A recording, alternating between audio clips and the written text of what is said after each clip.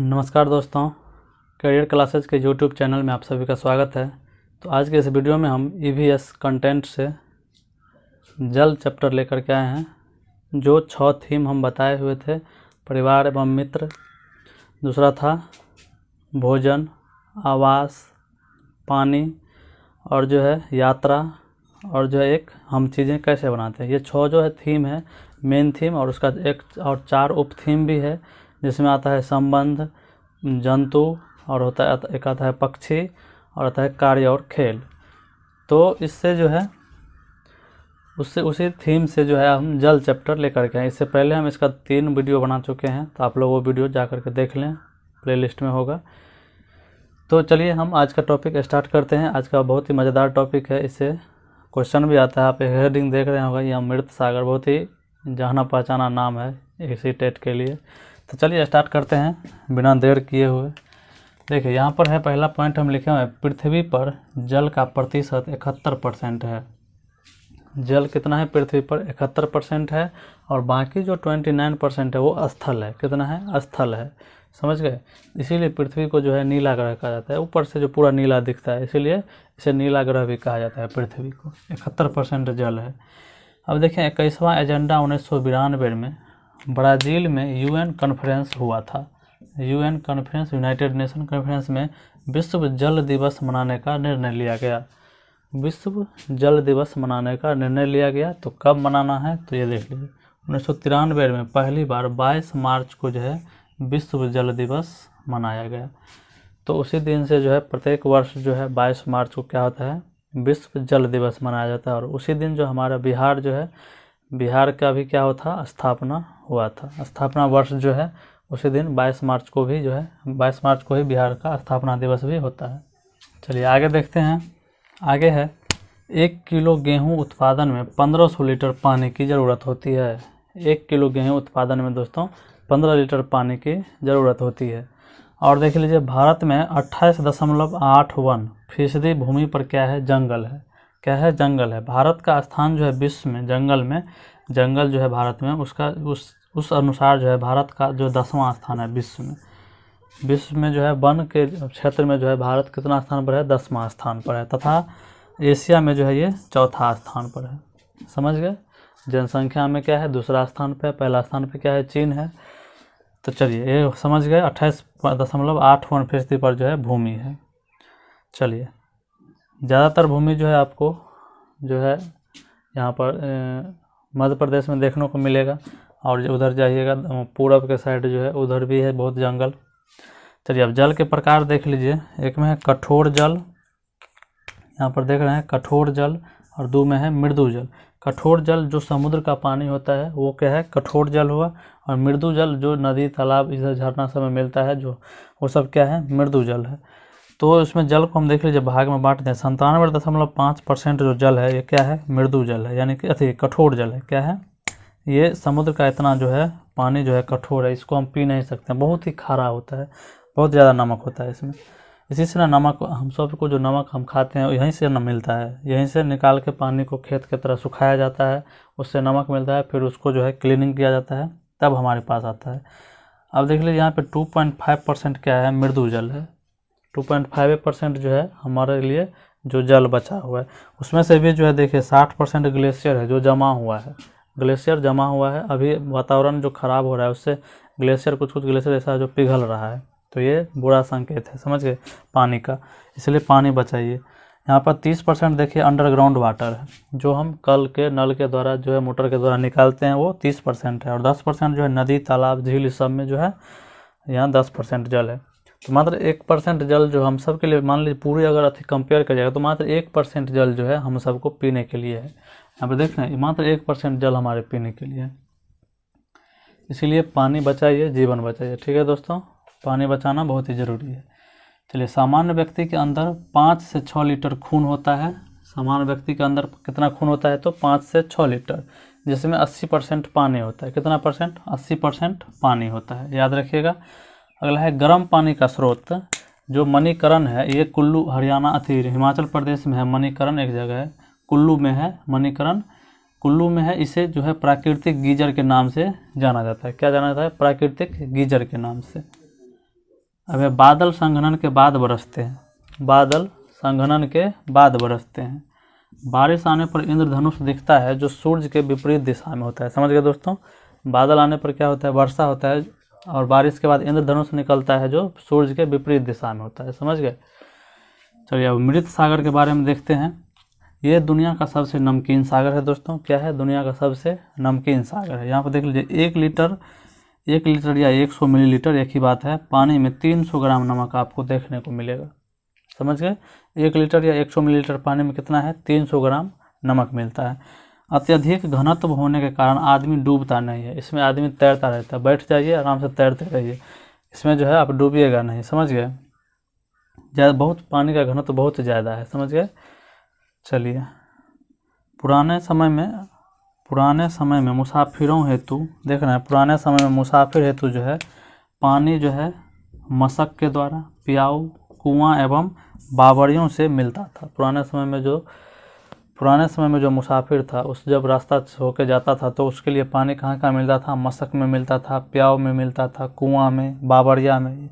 ये बावड़िया, मशक, ये सब जो है, प्याऊ, मशक सब जो है, चश्मा भी एक आता है, वो सब क्या होता है, पहाड़ी इलाका में है। बावड़िया जो है राजस्थान की तरफ मिलता है। तो ये सब मुसाफिरों को पानी पीने के लिए व्यवस्था होता था पहले। अब देख ले, यहाँ पर एक इम्पोर्टेंट पॉइंट हम लिखे हैं, अम्ल वर्षा यानी एसिड रेन। एसिड रेन से अभी जो है बहुत ज़्यादा नुकसान हो रहा है दोस्तों। हमारे वनस्पति का नुकसान हो रहा है, हमारे जीव जंतु का नुकसान हो रहा है, हमारे पेड़ पौधा का नुकसान हो रहा है, हमारे बहुमंजिला इमारत जो है, जो अभी ताजमहल के बारे में सुना, उसको भी जो है एसिड रेन से जो है, अम्ल वर्षा से बहुत नुकसान हो रहा है, रंगहीन होते जा रहा है। तो अम्ल वर्षा में होता क्या है कि जो फैक्ट्री से, जो हमारे गैस सिलेंडर से जो भी सल्फर डाइऑक्साइड और नाइट्रोजन ऑक्साइड जो निकलता है, वो आपस में मिल के ऊपर में क्या करता है, सल्फ्यूरिक अम्ल बनाता है, नाइट्रिक अम्ल बनाता है, नाइट्रस ऑक्साइड, ये सब जो क्या करता है, मिल के अम्ल वर्षा करती है। अम्ल वर्षा कोहरा की तरह पड़ता है, जो पूरे फैक्ट्री, जो बड़ी बड़ी इमारत को जो कलर रहता है उसका रंग जो है रंगहीन कर देता है, जितना भी वनस्पति है उसको नुकसान करता है, और इससे जो है जीव जंतु को भी नुकसान होता है, हमें भी नुकसान होता है। समझ गए। तो ये अम्ल वर्षा जो है, ये एसिड रेन जो है सल्फर डाइऑक्साइड और नाइट्रोजन ऑक्साइड से मिल करके जो है सल्फ्यूरिक अम्ल बन के और क्या धरती पर गिरता है। इससे क्या होता है, बहुत ज़्यादा नुकसान होता है। समझ गए। तो इससे हमें बचना चाहिए, ज़्यादातर इसका उपयोग जो है बहुत कम करना है, सल्फर डाइऑक्साइड का और नाइट्रोजन ऑक्साइड का कम उपयोग करना है। तो चलिए अब आगे के वीडियो में देखते हैं अगला स्लाइड में देखते हैं क्या सब है। कुछ इम्पोर्टेंट पॉइंट बहुत ही है, चलिए देखते हैं। तो चलिए दोस्तों, अब आगे का स्लाइड देखते हैं। आगे क्या लाइन है देख लीजिए। यहाँ पर हम एक ही में एडजस्ट कर दिए हैं, हम आपको बोल देंगे, आप अगर लिखना चाहते हैं तो लिख लीजिएगा। तो चलिए देखिए, पहला देख लीजिए। यहाँ पर है जल प्रदूषण के कारण। हमारे भारत में जो जल प्रदूषण होता है या पूरे विश्व में जो जल प्रदूषण होता है, कैसे कैसे जल प्रदूषण होता है, उसका दुष्प्रभाव क्या है, सारा चीज़ हम जानेंगे। देख लीजिए प्रदूषण का कारण क्या है। एक तो कारखानों का जो अपशिष्ट है, बड़े बड़े कारखाना जो है वो नदी में, तालाब में अपना क्या करते हैं, उसका कारखाना का अपशिष्ट क्या करता है, मतलब उसमें बहा देता है। इससे क्या होता है, दुष्प्रभाव होता है कि वहाँ का मछली खराब होता है, फिर पानी दूषित हो जाता है, वहाँ पे कोई जाना नहीं चाहता है उस पानी में। तो ये इसका दुष्प्रभाव है। तो कारखानों का अपशिष्ट रोकना चाहिए। नदी तालाब में एक ऐसा जगह बनाए जहाँ पे उसका अपशिष्ट अलग से रखा जाए। मल मूत्र जो है, जितने भी मल मूत्र त्यागता है आदमी सब, जो वो सब भी क्या होता है, पानी में जाता है, उससे भी पानी दूषित होता है। DDT है, इससे भी ये क्या होता है, पहले इसका रोक हो गया है भारत में, क्योंकि कृषि क्षेत्र में पहले इसका उपयोग होता था, तो इससे बहुत नुकसान होने लगा, पानी दूषित होने लगा, तो DDT का उपयोग बंद कर दिया। इसका उपयोग अभी जो है मलेरिया के रोकथाम में किया जाता है। तो इस सब से क्या होता है, जल प्रदूषण होता है। चलिए अब आगे देखिए, BOD, बायोकेमिकल या बायोलॉजिकल ऑक्सीजन डिमांड, इसका फुल फॉर्म है। इसका काम क्या है, देखिए नदी और तालाबों के पानी की शुद्धता जांचने के लिए परीक्षण किया जाता है। नदी और तालाब के पानी में जब ऑक्सीजन की कमी हो जाती है तो ये BOD का इस्तेमाल से हम क्या करते हैं, उसकी पानी की शुद्धता जांचते हैं। क्योंकि ऑक्सीजन की कमी से होता क्या है, ऑक्सीजन की कमी से क्या होता है कि जलीय जीव जो है वो मरने लगते हैं। चलिए अब आगे देखिए, तरुण भारत संघ नामक संस्था जो है ये क्या करती है, तालाबों, नदियों एवं कुओं की मरम्मत करवाती है। तरुण भारत संघ जो है ये क्या करती है, ये नदियों, तालाबों और कुओं को क्या करती है, ये मरम्मत कराती है। तरुण भारत संघ जो है, इनका एक और है तरुण भारत संघ जो है, ये इनका जो है, ये तरुण भारत संघ जो है नामक संस्थान है, दरकी माई के प्रयास से तालाब बनाकर जो है, ये राजस्थान के हैं। तरुण भारत संघ जो है, दरकी माई जो है, उनके सहयोग से क्या किया था, एक गांव जो है, उसके गांव को जो है पानी की किल्लत से जो है बचाया था। समझ गए। तो तरुण भारत संघ जो है किसके साथ से, दरकी माई के साथ से, उसके साथ होकर के जो है एक गांव के पानी की किल्लत को क्या किया था, दूर किया था। चलिए अब आगे देख लीजिए। यहाँ पर यदि वस्तु का घनत्व जल के घनत्व से कम है तो वस्तु क्या होता है, तैरती है। पानी में इतना बड़ा बड़ा जहाज कैसे तैरने लगता है, तो उसका जो है ऐसा डिजाइन किया जाता है कि जल के घनत्व से उसका घनत्व क्या हो, हल्का हो जाए। समझ गए। और पानी उस जितना पानी वो घेरेगा उतना ही जो वो क्या होगा, घनत्व उसका हल्का होगा। तो बोल रहा है कि जिस वस्तु का घनत्व जल से घनत्व से कम होगा वो वस्तु क्या होगा, ऊपर तैरेगा। वैसे भी वो आर्किमिडीज के सिद्धांत पर क्या करता है, वो तैरता है, वो अलग है। चलिए, पहाड़ों पर पानी का प्रमुख स्रोत क्या है, चश्मा होता है। पहाड़ों पर पानी का प्रमुख स्रोत क्या है, ये चश्मा है। पहाड़ों पर पानी का मुख्य स्रोत क्या है, तो चश्मा। समझ लीजिए। पानी के, आप देखिए, पीने के पानी में कौन सा रोगाणुनाशक डालते हैं। जो पीने का पानी होता है उसमें हम रोगाणुनाशक जो डालते हैं जिससे उसमें बैक्टीरिया खत्म हो जाए, तो उसके लिए हम पोटेशियम परमैंगनेट का इस्तेमाल करते हैं और जो है क्लोरीन का इस्तेमाल करते हैं। समझ गए। पोटेशियम परमैंगनेट का और क्लोरीन का इस्तेमाल करते हैं। चलिए, अब है वर्षा जल संग्रहण। वर्षा का जल हम किस तरह से संग्रहित करके रखते हैं, बचाते हैं, तो देख लीजिए। जो ये राजस्थान की तरफ की चर्चा हो रही है, तो टाँका वहाँ पे होता है, आंगन में पक्का गड्ढा होता है, जो पक्का गड्ढा यानी कि ईंटा और पत्थर से ढला हुआ वो टाँका होता है, उसको बनाकर किया जाता है, और कुआं बनाकर भी किया जाता है वर्षा जल का संग्रहण। समझ गए। अब है यूट्रिफिकेशन, या इसका हिंदी नाम ले दिए हैं सुपोषण। यूट्रिफिकेशन में देख लीजिए लिखे हुए हैं कि किसी जलाशय को पोषक तत्वों से समृद्ध करना। कोई बड़ा जलाशय है, तालाब है, उसको क्या है, पोषक तत्वों से समृद्ध करना। उसमें क्या होता है कि अगर ऑक्सीजन की कमी हो जाता है, जलीय जीव मरने लगता है, तो क्या होता है, उसमें हम यूट्रिफिकेशन करते हैं। यहाँ पे हम लिख दिए हैं, जल में ऑक्सीजन की कमी होने से जलीय जीव मर जाते हैं या मरने लगते हैं। समझ गए इतना। यूट्रिफिकेशन समझ गए, जल में पोषक तत्वों की वृद्धि करते हैं यूट्रिफिकेशन के द्वारा। ऐसा समझिए, ऑक्सीजन की उसमें वृद्धि करते हैं। अब है भीमा संघ। भीमा संघ जो है एक क्या है, पंचायत है। भीमा संघ द्वारा होलकुंडी में पानी की किल्लत को दूर किया गया था। भीमा संघ द्वारा क्या किया गया था, भीमा संघ द्वारा जो है होलकुंडी में जो है पानी की किल्लत को दूर किया। भीमा संघ वहाँ पे पंचायत भी है, और भीमा संघ के द्वारा जो है ये होलकुंडी में पानी की किल्लत को दूर किया गया था। भीमा संघ एक पंचायत है जहाँ पे बच्चों को भी और महिलाओं को भी जो है वहाँ पे भाग लेने दिया जाता है। समझ गए। अब है देखिए यहाँ पर, अब आगे देखिए, गंदे पानी में कॉलीफॉर्म बैक्टीरिया पाया जाता है। समझ गए, ये वस्तु है यहाँ पर, गंदे पानी में कॉलीफॉर्म बैक्टीरिया पाया जाता है। क्या समझे, ये सब वन लाइनर है, इसका कोई फैक्ट नहीं रहता, ठीक है। तो गंदे पानी में सीधा याद रखिए कॉलीफॉर्म बैक्टीरिया पाया जाता है। अब है भीमा संघ। यहाँ पे देख लीजिए, भीमा संघ हम लिख दिए यहाँ पे, बच्चों की पंचायत। ये कर्नाटक के होलगुंडी गांव की पंचायत का नाम है, जिसमें बच्चों के एवं महिलाओं को भी शामिल किया जाता है। क्या है, भीमा संघ एक पंचायत है जहाँ पे कर्नाटक में है, होलगुंडी गांव में। इसमें क्या किया जाता है, बच्चों और महिलाओं को भी शामिल किया जाता है। अब आगे देखिए, घरसीसर। ये बहुत ही इंपॉर्टेंट है, एग्जाम में आया हुआ क्वेश्चन है घरसीसर से। घरसीसर नामक तालाब जो है 650 वर्ष ईस्वी पूर्व जो जैसलमेर के राजा घरसी ने बनवाया था। किसने बनवाया था, तो घरसी ने बनवाया था 650 वर्ष पूर्व। देखिए आगे, घरसीसर तालाब के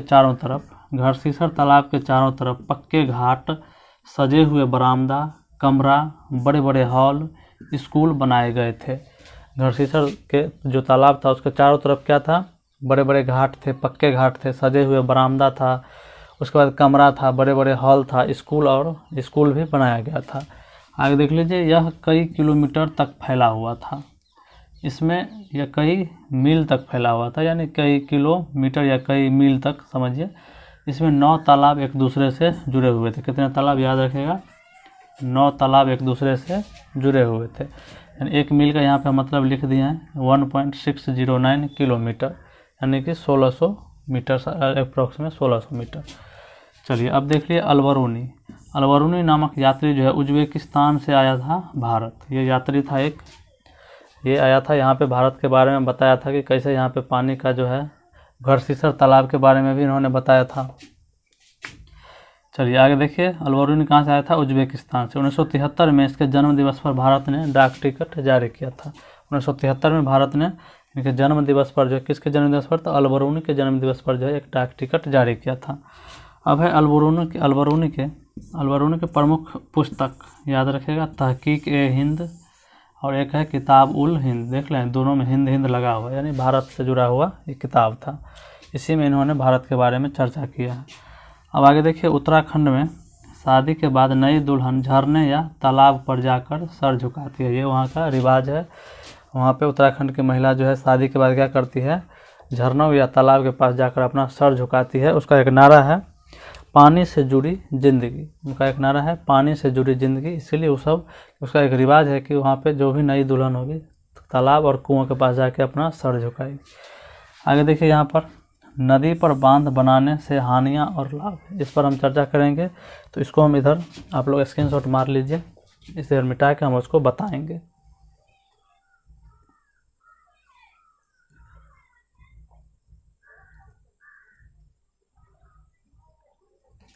तो चलिए इसको हम हटा देते हैं।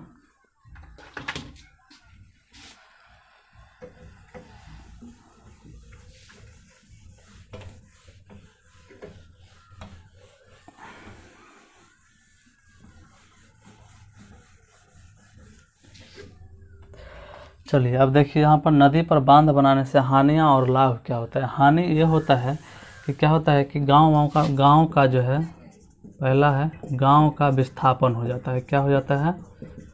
विस्थापन हो जाता है। एक बड़े क्षेत्र में क्या होता है? गांव का विस्थापन हो जाता है। पेड़ पौधे वहाँ से काटे जाते हैं। क्या होता है? पेड़ पौधे जो है, पेड़ पौधों की हानि होती है वहाँ पर। समझ गए? ये क्या हुआ? ये हानि है। उसका क्या है? हानि। इससे क्या क्या हानि है? पहला गांव का विस्थापन हो जाता है। दूसरा पेड़ पौधों की वहाँ पे जो है बड़े स्तर पर कटाई हो जाती है, जिससे वहाँ पे डैम बनाया जाता है। क्या होता है? यहाँ पर नदी पर अगर बांध बनता है या डैम बनता है तो क्या होता है? वहाँ के पेड़ पौधे को क्या किया जाता है? काट दिया जाता है। और है पर्यावरण का समस्या हो जाता है। पेड़ पौधे कटेगा तो पर्यावरण का क्या होगा?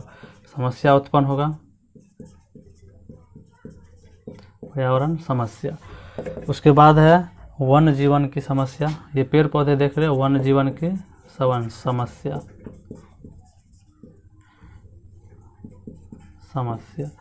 चलिए इतना देख लीजिए आप लोग। और आर्थिक समस्या भी आ जाता है। जब गांव का विस्थापन होता है तो क्या होता है? आर्थिक समस्या भी आ जाता है।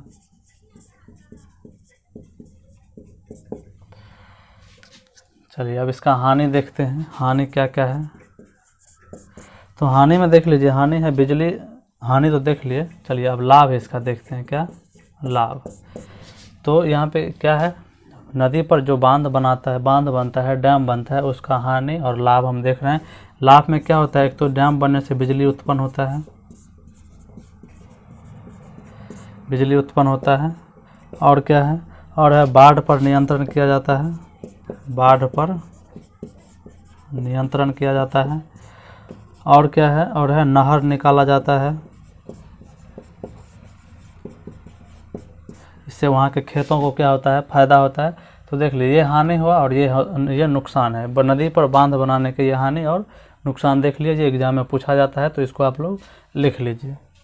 गांव का विस्थापन हो जाता है, समझ गए? गांव का विस्थापन, पेड़ पौधों की जो है वहाँ पे बड़े स्तर पर कटाई हो जाती है, पेड़ पौधों की कटाई, समझिए कटाई हो जाती है। पर्यावरण का समस्या हो जाता है, वन जीवन का समस्या होता है, आर्थिक समस्या आ जाता है। जब लोग विस्थापन करते हैं तो उनके आर्थिक समस्या भी उनके पास आ जाता है। और लाभ में देख लीजिए, बिजली उत्पादन होता है, बाढ़ पर नियंत्रण होता है और नहर निकाला जाता है। तो ये आप लोग स्क्रीनशॉट मार लीजिए, इसको लिख लीजिए।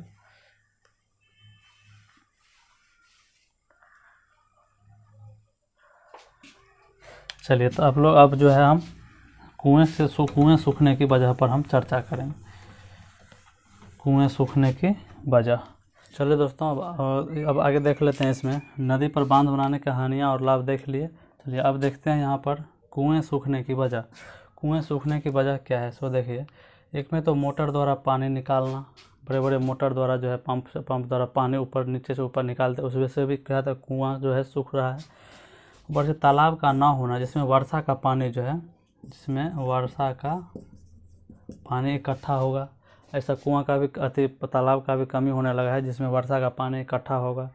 और जो है ज़मीन को सीमेंट से पक्का करना, इससे भी क्या होता है कि पानी अंदर जा नहीं पाता है, इससे क्या होता है पानी की कमी होता है और कुआं जो है सूखने लगता है।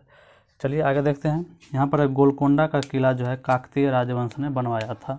गोलकोंडा का किला जो है कौन बनवाया था? काकतीय राजवंश ने। अहमदाबाद से 18 किलोमीटर दूर जो है अडालज की बावड़ी है, याद रखिएगा। अहमदाबाद से 18 किलोमीटर दूर जो है अडालज की बावड़ी है। बस इंपॉर्टेंट पॉइंट सब अभी लिखा है, इसमें और कुछ है लेकिन इंपॉर्टेंट पॉइंट है नहीं उतना, इसलिए हम नहीं लिखा है। यहाँ पर देख लीजिए, राजस्थान के जैसलमेर में जो है 10 से 12 दिन ही वर्षा होता है वर्ष में, समझ गए। जैसलमेर में जो है, राजस्थान के जैसलमेर में बहुत कम वर्षा होती है, 10 से 12 दिन ही साल में वर्षा होता है, समझ गए। तो इतना समझ गए आप लोग, इसमें कोई दिक्कत नहीं होना चाहिए। चलिए आज की वीडियो में इतना ही। वीडियो अच्छा लगे तो लाइक, सब्सक्राइब और शेयर जरूर करें। धन्यवाद।